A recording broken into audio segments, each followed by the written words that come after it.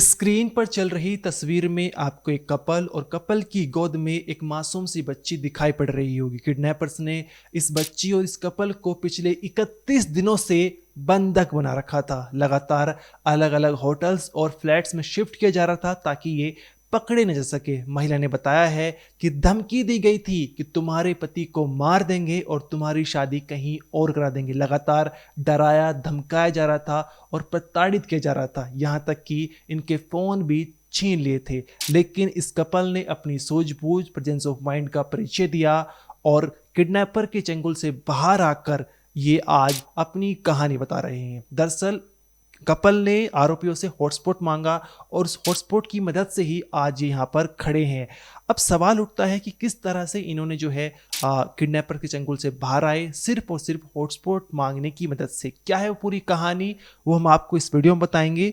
लेकिन यहाँ पर कुछ सवाल और भी उठते हैं। सवाल ये उठता है कि किडनैपर्स ने इस कपल को पिछले 31 दिनों से क्यों बंधक बना रखा था, क्यों कपल और उस मासूम सी बच्ची की जिंदगी को नर्क बना दिया था। यहाँ पर सवाल उठता है, आमतौर पर जब भी कोई किसी को किडनैप करता है तो फिरौती मांगता है, परिवार वालों को फ़ोन करते हैं। लेकिन इस केस में ऐसा कुछ नहीं हुआ। यहाँ तक कि कपल के जो परिवार वाले हैं उनकी तरफ से भी पुलिस में कोई गुमशुदगी की रिपोर्ट नहीं दर्ज की थी। आमतौर पर जब भी कोई किडनैपिंग केस सामने निकल कर आता है तो परिवार वालों की तरफ से गुमशुदगी रिपोर्ट दर्ज की जाती है, पुलिस एक्शन लेती है या फिर फिरौती की फ़ोन कॉल या रकम के लिए कुछ ऐसी डिमांड भी आती है। लेकिन यहाँ पर कुछ भी ऐसा नहीं हुआ। इतने ही नहीं, किडनैपर्स ने जो है लगातार फ़ोन पर बातचीत भी कराई थी परिवार वालों की वजह से। और सामने क्या पीछे जो कहानी है जिसकी वजह से पूरी जो किडनैपिंग केस है वो एक तरह से मिस्ट्री बनी हुई थी, इसकी कहानी आपको इस वीडियो में जानने को मिलेगी। नमस्कार, मेरा नाम अनिरुद्ध पवार, आप देख रहे हैं क्राइम तक।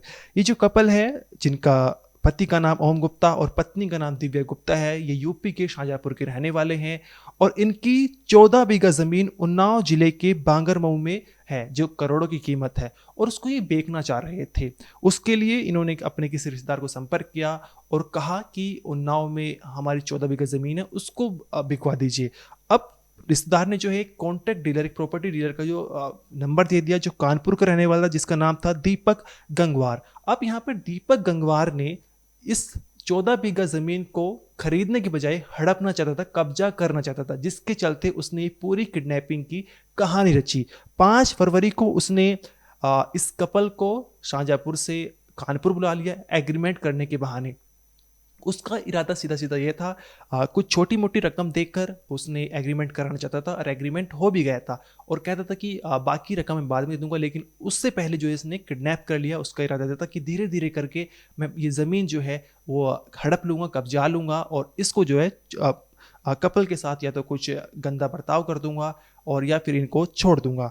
अब इसके चलते ही जो है 31 दिनों तक इन्हें रखा गया था। जब ये 5 फरवरी को शाहजहाँपुर से कानपुर के लिए निकले तो विजयनगर चौराहे पर जो है 4 गाड़ियों से आए दबंगों ने इन्हें किडनैप कर लिया। इनके डेबिट कार्ड, चेक और पासबुक, चेकबुक, ये तमाम चीज़ें जो हैं वो कब्जे में ले ली और इसके बाद जो है कपल को एक बहुत ही होटल में रखा गया, वहाँ उनको लगातार प्रताड़ित किया था। आरोप लगाया गया है कि जो जितने भी किडनैपर्स थे, जो आरोपी थे, वो कमरे में शराब पीते थे और उन्हें धमकाकर ज़मीन पर बेनामा करने का दबाव लगातार बना रहे थे। बाद में उन्हें जो है कल्याणपुर के मार्स इंक्लेव स्थित एक फ्लैट में शिफ्ट कर दिया गया और वहाँ बाहर से ताला लगाकर पूरे परिवार को कैद रख लिया गया। इनका फ़ोन भी छीन लिया गया था और जब भी परिवार वालों से बात करते थे तो इन पर दबाव बनाया जाता था। कहा जाता था कि तुम्हें अपने परिवार से ये कहना कि तुम बहुत ही सुरक्षित हो और सुरक्षित महसूस कर रहे हो, और साथ ही कहा जाता था कि जो ज़मीन का है उसका एग्रीमेंट की प्रोसेस चल रही है, इसलिए तुम अभी वापस नहीं आ सकते। जिसके चलते परिवार वालों को कभी भी शक नहीं हुआ कि जो ओम गुप्ता, दिव्या गुप्ता है, वो किसी संकट में फंसे हुए हैं, जिसके चलते उन्होंने पुलिस में कोई शिकायत दर्ज नहीं कराई थी। लेकिन हकीकत में वो लोग जो हैं वो बंधक बने हुए थे और एक तरह से उनकी ज़िंदगी नर्क बन चुकी थी। अब इसके बाद जो है यहाँ पर कपल ने, जो क्योंकि वो फ्लैट में रह रहे थे, तो उन्होंने आरोपी से कहा कि हम यहाँ पर ऊब चुके हैं, बोर हो रहे हैं, आप हमें फ़ोन नहीं दे सकते तो हम टीवी जो है उसका इंतज़ाम करा दीजिए और हम यहाँ पर टीवी देख सकते हैं। अब आरोपी की इसी गलती जो है वो फंस चुका था। उसने टीवी उपलब्ध करा दिया और टीवी में जो है जब उसने कपल ने हॉटस्पॉट मांगा तो हॉटस्पॉट भी दे दिया और उस हॉटस्पॉट की मदद से जो एलईडी स्क्रीन थी, डिजिटल स्क्रीन जो होती है, वहाँ पर कपल ने फेसबुक मैसेंजर उसको लॉगिन कर लिया और उसके बाद जो है परिवार वालों से संपर्क किया। वहाँ पर अपनी लोकेशन तमाम चीज़ें जो है धीरे धीरे करके शेयर कर दी गई। जब इन्फॉर्मेशन परिवार वालों तक पहुँची तो उनकी आंखें फटी की फटी रह गई। उन्हें लगा कि जो कपल जिसको हम समझ रहे थे कि वो एग्रीमेंट के लिए कानपुर गया है और बहुत ही सुरक्षित है, वो तो असलियत में संकट में फंसा हुआ है। एक तरह से वो बंधक बन चुका है, किडनैप हो चुका है। इसके बाद परिवार वालों ने पुलिस में शिकायत दर्ज कराई। पुलिस की मदद से जो है जो जहाँ पर ये रहते फ्लैट में 2 कमरे का फ्लैट था, उसका ताला तोड़ा गया और इनको जो सुरक्षित वापस बाहर निकाला गया। इस मामले में महिला का कहना एक बार आप वो सुनिए। लेकिन यहाँ पर महिला ने ये भी बताया है, परिवार इनका आरोप ये भी है कि पुलिस जो है वो 3-4 बार जो एफआईआर शुरू में दर्ज की गई थी उसमें 3-4 बार फेरबदल करता है और अपनी मर्जी से एफआईआर लिख देता है। यहाँ पर आरोप दंपति ने कपल ने ये लगाया था कि हमें किडनैप किया गया है, 31 दिन तक हम बंधक बन के रह रहे थे, हमारी जिंदगी नर्क जैसी हो चुकी थी। लेकिन उसके बावजूद पुलिस ने अपहरण का केस दर्ज नहीं किया, एफआईआर में अपहरण का मामला नहीं लिखा। पुलिस पुलिस ने 12 बजे तक की हम लोगों को 2 बजे गए थे और 12 बजे तक बैठा रहा। मेरी बच्ची भूख प्यास से बिलखती रही और मेरे हस्बैंड भी परेशान रहे और जो आरोपी थे वो खुलेआम घूम रहे थे और खाना पीना आराम से थाने में सब लोग खा पी रहे थे। आईडी कैसे खोली आपने, कहाँ खोली आईडी? आईडी हम लोगों ने इंड्राइट टीवी थी वहाँ पे, उसी के जरिए रात को 2 बजे खोली हमने और उसी पे बातचीत 5 बजे तक होती रही। तब उसके बाद भैया लोगों को कांटेक्ट हुआ, तब भैया लोग पुलिस लेके आए साथ में। इस कपल ने पुलिस पर यह भी आरोप लगाया है कि पुलिस स्टेशन में इन्हें कई घंटे तक भूखा बिठाए रखा। जो छोटी सी बच्ची थी उसको भी कुछ खाने पीने के लिए नहीं दिया गया।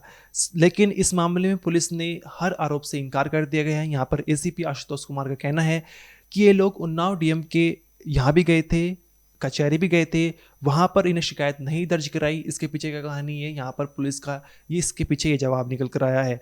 उन्होंने कहा है कि हमने इन्हें बचाया है, लेकिन यहाँ पर सवाल उठता है कि जो लोग 31 दिनों तक अलग अलग फ्लैट्स होटल में एक तरह से बंधक बने हुए थे सिर्फ इस वजह से ताकि उनकी ज़मीन जो है एक प्रॉपर्टी डीलर दीपक गंगवार हड़प सके, कब्जा कर सके, जिसके चलते उसने एक कहानी रची जहाँ पर उसने एग्रीमेंट के बहाने उन्हें कानपुर बुला लिया और फिर जो है दबंगों ने उन्हें किडनैप कर लिया। तो ये तो सीधा सीधा सा किडनैपिंग का मामला है। तो पुलिस इसमें अपहरण का मामला क्यों दर्ज नहीं कर रही है, इसके पीछे यहाँ पर सबसे बड़ा सवाल यही उठता है। और इसको ही लेकर जो कपल जो है पुलिस पर आरोप लगा रहा है कि 3-4 बार एफआईआर में क्यों जो है फेरबदल किया गया है। अब यहाँ पर जब दीपक गंगवार ने इन्हें अलग अलग होटल्स और फ्लैट्स में शिफ्ट कर दिया गया था, लगातार इनकी जगह बदली जाती ताकि ये पकड़े जा सके। लेकिन यहाँ पर कपल की सूझबूझ, प्रेजेंस ऑफ माइंड की तारीफ करनी पड़ेगी, जहाँ पर उन्हें इतने मुश्किल समय में भी, जहाँ पर एक छोटी सी बच्ची उनके साथ थी, शायद हो सकता है कि इसी वजह से उनकी हिम्मत बनी हो और उन्होंने